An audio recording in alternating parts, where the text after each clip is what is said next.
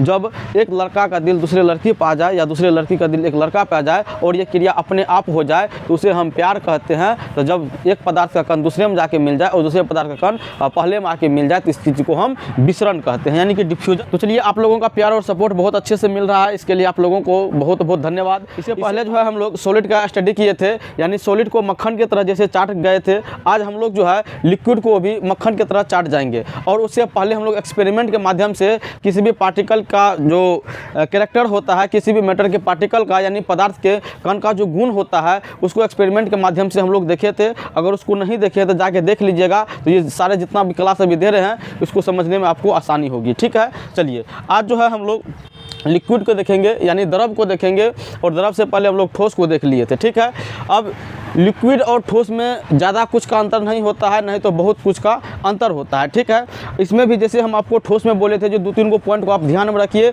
और आपका सारा का सारा ठोस का जो है क्वेश्चन तैयार हो जाएगा। सेम उसी प्रकार से आप लिक्विड में जो है 2-3 पॉइंट को ध्यान में रखिए और लिक्विड से जितना भी सवाल बनेगा आप उसका जवाब दे सकते हो। ठीक है, तो सबसे पहला जो है इसका पॉइंट इंट्रामोलिकुलर स्पेस, यानी कि अंतराक अणुक स्थान। जब दो कण के बीच में कुछ स्थान होता है तो उस स्थान को हम लोग इंट्रामोलिकुलर स्पेस बोलते हैं, यानी कि दो पार्टिकल के बीच का गैप जो होता है, दो पार्टिकल के बीच में जो स्पेस होता है उसी स्पेस को हम लोग इंट्रामोलिकुलर स्पेस बोलते हैं। और ये ठोस के अलावा यानी सॉलिड के कंपैरिजन में जो होता है ये थोड़ा ज़्यादा होता है। यानी कि अगर कहे हम लोग तो सॉलिड में अगर इसका जो पार्टिकल इतना दूर पे है तो गैस का जो ये द्रव का जो है ये इतना दूर में होगा, यानी कि ये जगह जो है इसका खाली रह जाएगा। ये जगह क्या होगा, खाली रह जाएगा, यानी कि सॉलिड से कुछ ज़्यादा मात्रा में इसमें जगह रहता है। ठीक है, और दूसरा पॉइंट इसका है इंट्रामोलिकुलर फोर्स, यानी कि अंतराक अणुक आकर्षण बल। आपको हम बोले थे जो इसके अणु जो होता है उसका जो कण होता है, इसके पार्टिकल जो होते हैं इसमें कुछ फोर्स लगता है जिसको हम आकर्षण बल बोलते हैं। और दो कण के बीच का जो आकर्षण बल होता है उसको हम लोग इंट्रामोलिकुलर फोर्स के नाम से जानते हैं। ठीक है, ये 2 पॉइंट आपका क्लियर हुआ। तीसरा पॉइंट इसका है यह एक स्थान से दूसरे स्थान स्वतंत्रतापूर्वक गमन कर सकता है, यानी कि एक जगह से दूसरे जगह इसको जाने में कोई दिक्कत या परेशानी नहीं होती है। लेकिन ठोस पदार्थ का जो कण था वो एक जगह से दूसरी जगह नहीं जा सकता था, लेकिन जिस जगह पे वो था वहाँ पे वो वाइब्रेट यानी कि कंपन कर सकता था। ठीक है, चलिए नेक्स्ट आपका है जो द्रव की सतह छोड़ नहीं सकता। अब देखिए, ये द्रव का जो पार्टिकल होता है वो एक स्थान से दूसरे स्थान जा सकता है, आवारा की तरह ये घूम सकता है, लेकिन अपना ये मर्यादा को नहीं उल्लंघता है, अपने ये मर्यादा को नहीं उल्लंघन करता है। जिस प्रकार से हम लोग के समाज में देखते होंगे, कोई लड़का लड़की अगर प्रेम जाल में फंस जाते हैं तो बहुत ऐसे क्या बोलते हैं 30 से 40% आपको लड़का लड़की ऐसे मिलेंगे जो अपना मर्यादा का उल्लंघन कर देते हैं और वो घर छोड़ के कहीं दूसरे जगह भाग जाते हैं। ठीक है, लेकिन उसी में से 50 से 60% आपको ऐसे मिलेंगे जो प्यार मोहब्बत सारा कुछ करते हैं, लेकिन एक मर्यादा में रह के किसी को ज़्यादा उस चीज़ का जानकारी नहीं दिया करते हैं। ठीक है, सेम इसी प्रकार से ये ठोस तो बहुत संस्कारी है, लेकिन द्रव जो है थोड़ा सा ये बदमाश है, यानी कि ये प्यार मोहब्बत के चक्कर में पड़ जाता है, लेकिन प्यार मोहब्बत के चक्कर में पड़ता है तो अपना मर्यादा में रहता है। ये जो है अपना मर्यादा का उल्लंघन नहीं करता है, अपने सरफेस को, अपने सतह को ये नहीं छोड़ता है। कौन नहीं छोड़ता भैया? ये लिक्विड का जो पार्टिकल है। अब चलिए, अब इसमें कुछ फैक्ट बनता है जिससे आपका एग्जाम में क्वेश्चन पूछा जाता है। क्या आकृति, या इसको इंग्लिश में शेप बोलेंगे, और आयतन यानी किसको वॉल्यूम बनेंगे। तो अगर इसका हम लोग बात करें किसका, लिक्विड का आकृति जो है ये अनिश्चित होता है, लेकिन उसका वॉल्यूम यानी कि उसका आयतन जो है वो निश्चित होता है। अब इसके पीछे का कारण आप समझिए, ऐसा क्यों। पहले आकृति और आयतन को हम थोड़ा सा एक्सप्लेन करें, और ठोस में भी आपको हम बताए थे इस बात को। आकृति, जैसे कि इस बोतल का जो अभी आकृति है, जिस बोतल अभी जिस शेप में बना हुआ है, ये इसका आकृति हो गया। और आयतन अगर बोले तो ये बोतल जितना जगह अभी घेर के रखा हुआ है ये इसका आयतन हो गया। ठीक है, तो द्रव में देखिएगा, जब किसी द्रव को अगर इसमें अभी बोतल में पानी है, इस पानी को निकाल के हम गिलास में रख दे तो वो पानी जो है गिलास का रूप ले लेगा। उस गिलास से निकाल के हम किसी कप में डाल दे तो वो जो है उसका मतलब शेप को ग्रहण कर लेगा। तो इससे हमको ये पता चलता है जो कोई भी द्रव जो है भैया, द्रव का आकार तो निश्चित नहीं है, उसका जो है आकार बदलते रहता है किसी भी ऑब्जेक्ट के मतलब अनुसार। अब चलिए हम लोग इस बात को समझने वाले हैं, जो लिक्विड का आकृति यानी उसका शेप जो है अनिश्चित क्यों होता है, यानी कि जब लिक्विड को किसी बर्तन में हम रखते हैं तो वो उसी का आकार क्यों धर लेता है। तो आपको इस बात का जानकारी होना चाहिए, लिक्विड का जो कण होता है यानी उसका जो पार्टिकल होता है वो एक दूसरे के ऊपर से फिसल सकता है। क्या हो सकता है? एक दूसरे के ऊपर से फिसल सकता है, और जिस बर्तन में हम लोग रखते हैं तो एक दूसरे के ऊपर से फिसलते फिसलते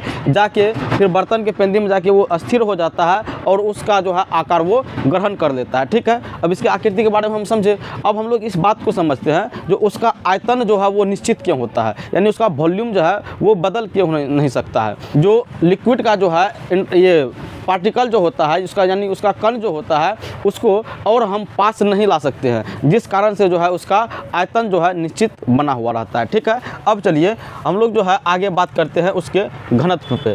तो लिक्विड का जो घनत्व होता है ये ठोस की तुलना में कम होता है, और घनत्व को हम ठोस के वाला वीडियो में बताए थे और इसमें भी थोड़ा सा आप लोग जान लीजिए। तो जो वस्तु जितना भारी होगा उसका घनत्व जो है उतना ही ज़्यादा होता है। ठीक है, जैसे इस बोतल में अगर हम पानी भरें और इसी बोतल में हम पत्थर भर दे तो पत्थर वाला ज़्यादा हो जाएगा और पानी वाला जो है हल्का हो जाएगा। तो हम क्या किए, उसका आयतन बराबर है, आयतन में वो ज़्यादा भार कौन दे रहा है? पत्थर। तो पत्थर जब ज़्यादा भार दे रहा है तो उसका जो है आयतन मतलब ये घनत्व जो है ज़्यादा हो गया, और इसका भी कारण वही है, उसके कण का जो है दूरी कम होना। ठीक है, चलिए अब है कंप्रेसिबिलिटी यानी कि संपीड्यता। संपीड्यता यानी किसी भी चीज़ को दबा के दबाना, वो संपीड्यता है। यानी जैसे स्पंज है, स्पंज को दबाइएगा तो मुट्ठी में भर सकते हैं। तो द्रव जो है असंपीड्य होता है, यानी इसको जो हम कंप्रेस नहीं कर सकते हैं। कंप्रेस कर सकते हैं, ठोस की तुलना में थोड़ा सा कंप्रेस कर सकते हैं, लेकिन इसको जो है कंप्रेस नहीं किया जा सकता है जितना कि हम लोग गैस को करते हैं। ठीक है, इसका भी कारण वही है, उसका जो कण होगा उसका कण में जगह कम रहता है, उसके कण के बीच का दूरी कम रहता है, तो उसको हम जो है दबा के और कम नहीं कर सकते हैं। यही कारण है जो लिक्विड का जो है लिक्विड ये क्या कहते हैं अनकम्प्रेसेबल होता है। ठीक है, चलिए उसके बाद हम लोग जानते हैं मेल्टिंग पॉइंट और बॉइलिंग पॉइंट। यानी कि मेल्टिंग पॉइंट क्या हुआ, जो वह ताप जिस पे कोई भी जो है ठोस या द्रव वो गलना शुरू कर दे, और बॉइलिंग पॉइंट वो हुआ जिस पे कोई द्रव जो है उबलना शुरू कर दे। तो यह एक बहुत ही लंबा टॉपिक है, इसको अगर बताने लगेंगे तो 10 से 15 मिनट का जो है समय चला जाएगा। तो इसको जो है हम लोग एक सेपरेट वीडियो में जो है कवर करेंगे। फिलहाल इसके लिए आप लोग ये जानिए, जो ठोस से जो है कम होता है इसका मेल्टिंग पॉइंट और बॉइलिंग पॉइंट, और ये इसका जो क्वथनांक होगा, क्वथनांक यानी कि ये उबलने की जो क्षमता होगा, उबलने का जो इसका टेम्परेचर होगा वो कमरे के ताप से जो है ज़्यादा होता है। ठीक है, और कमरे का ताप कितना होता है ये हमें आप लोग कमेंट करके बताइएगा, जो कमरे का ताप कितना डिग्री सेल्सियस को बोला जाता है। ठीक है, चलिए उसके बाद तरलता फ्लूइडिटी, यानी कि हम ठोस में क्या देखे थे, ठोस हार्ड होता है, रिजिड होता है, लेकिन ये द्रव जो होता है वो तरलता उसका गुण पाया जाता है, फ्लूइडिटी का जो है गुण उसमें पाया जाता है। काहे भैया, काहे कि वही कारण है, उसका जो कण है एक दूसरे के ऊपर से फिसल सकता है। जैसे पानी लीजिएगा हाथ पर तो पानी बह जाता है, काहे बहा, क्योंकि उसका जो कण है एक दूसरे के ऊपर से फिसलना शुरू कर दिया, इसी कारण वो बह गया। लेकिन ठोस में ऐसा नहीं होता था, जब ऐसा नहीं हुआ तो वो रिजिड हो गया, कठोर हो गया। ठीक है, चलिए अब देखिए हम लोग विसरण को समझेंगे। किसको?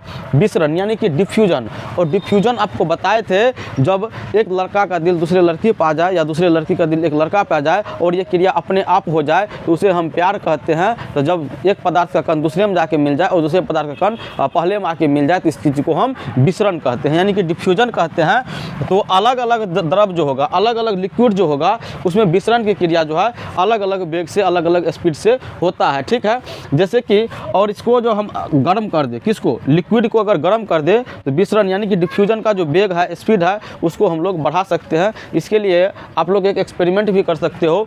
शहद लीजिएगा, थोड़ा सा क्या शहद लेना है और एक में आपको पानी लेना है। ठीक है, अब शहद में 2-4-5 बूंद इंक डालिएगा और पानी में भी 2-4-5 बूंद आप जो है इंक डालिएगा, तो आप देखिएगा उसमें पानी में वो इंक बहुत जल्दी मात्रा में मतलब बहुत जल्दी घुल जाएगा और शहद में घुलने में टाइम लग जाएगा। क्या है, शहद का घनत्व जो है ज़्यादा है, शहद का क्या है घनत्व ज़्यादा है, जिस कारण से विसरण की क्रिया उसमें कम हुई, मतलब लेट से हुई, और पानी का घनत्व कम है, इसीलिए इसमें विसरण की क्रिया बहुत मतलब जल्दी हो गया। तो ये शहद और पानी दोनों तो लिक्विड है, शहद को भी जिस बर्तन में रखिएगा उस बर्तन का शेप ले लेता है। तो ये पानी जो है, पानी में विसरण ज़्यादा हो गया क्योंकि घनत्व के कारण, शहद में विसरण कम हुआ, इसका भी घनत्व ज़्यादा के कारण। ठीक है, चलिए इतना बात को आप समझ गए। अब बढ़िए, द्रव का जमना यानी कि फ्रीजिंग ऑफ लिक्विड, या इसको द्रव का जो है क्या बोलते हैं, इसको हिमांक भी बोला जाता है। जब कोई द्रव पदार्थ ठोस के रूप लेने लगता है, जब ठोस का रूप ले लेता है तो उस चीज़ को हम क्या बोलते हैं, उस चीज़ को द्रव का जमना बोलते हैं। और लिक्विड का जो है मतलब जब लिक्विड पानी जो है, पानी का अगर आपको ये हिमांक पूछे जो कितना होता है तो 0 डिग्री सेल्सियस, यानी कि पानी को 0 डिग्री सेल्सियस तक आप ठंडा करिएगा तो वो आपको बर्फ़ बन जाएगा। क्या बन जाएगा, बर्फ़ जो है बन जाएगा। अब चलिए वाष्पन, अब वाष्पन भी बहुत बड़ा लंबा टॉपिक है, वाष्पन पढ़ने में भी आपको बहुत मज़ा आएगा। इसमें जो लड़का लड़की भागते हैं वो हमको तो पता नहीं है इस बात का, जो वो वाष्पन से प्रभावित है या वाष्पन उस लड़का लड़की से प्रभावित है। जब इसको हम लोग पढ़ेंगे तब देखेंगे सेम उसी प्रकार से जो है इसका कैरेक्टर है, जिस प्रकार से लड़का लड़की भागते हैं। जब आपको हम पढ़ाएंगे तो आप लोग इस चीज़ को देखिएगा। ठीक है, चलिए अब इतना बात आप इसके बारे में जान लीजिए, जो द्रव में जो है वाष्पन की क्रिया होती है। और वाष्पन के बारे में थोड़ा सा आपको जानकारी दे देते हैं। जब कोई द्रव अपने क्वथनांक से कम टेम्परेचर पर वाष्प बन के उड़ने लगता है तो उसको जो है हम लोग वाष्पन कहते हैं। जब गर्मी में आप किसी भी चीज़ में मतलब रखिएगा, पानी रखिएगा तो कुछ दिन के बाद देखते होंगे या कुछ देर के बाद देखते होंगे वो उड़ के भाप बन जाता है। और ये वाष्पन, नदी तालाब सब जो सूख जाता है वाष्पन की क्रिया ही होती है। ठीक है, और वाष्पन जो है सतह पर एक सतही क्रिया होती है, सतह पर होने वाली क्रिया होती है। जब हम लोग वाष्पन को पढ़ेंगे तब जानेंगे।